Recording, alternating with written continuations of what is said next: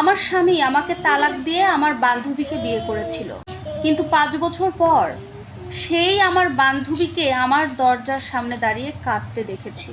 5 বছর আগে যে মেয়েটার কারণে আমার সংসার ভেঙে গিয়েছিল, সেই মেয়েটাই গতকাল রাতে আমার দরজায় দাঁড়িয়ে কান্না করছিল। আর আমি দরজা খোলার পরে ওর মুখের দিকে তাকিয়ে কোনো কথা বলতে পারিনি। আমার নাম রুমকি, বয়স 31 হবে। আমাদের বিয়ে হয়েছিল 2015 সালে। তারিখটা মনে আছে, 2015-র 14 ফেব্রুয়ারি হবে।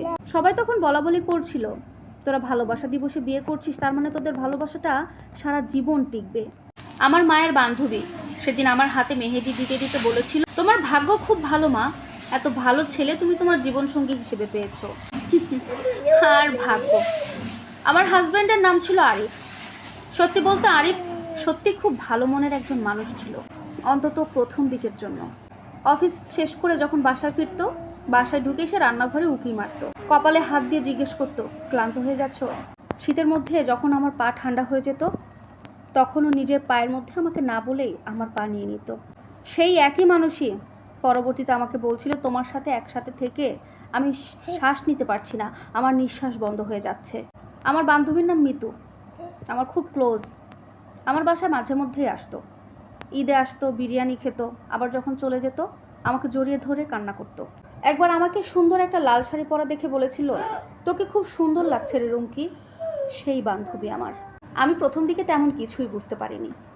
আমার হাজব্যান্ড আরিফ রাতে দেরি করে বাড়িতে ফিরতো। আমি মনে করতাম অফিসের একটু কাজের চাপ আছে। ফোন দিলে ফোন ধরতো না, আমি ভাবতাম কাজের জন্য ব্যস্ত আছে।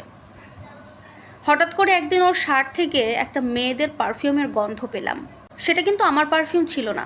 আমি সেদিনও তাকে কিছু জিজ্ঞেস করিনি, কারণ মনের মধ্যে আমার একটা ভয় কাজ করছিল, যদি আমার সন্দেহটা সত্যি হয়ে যায়। আমি সত্যটা জেনেছিলাম, কিন্তু অন্যভাবে।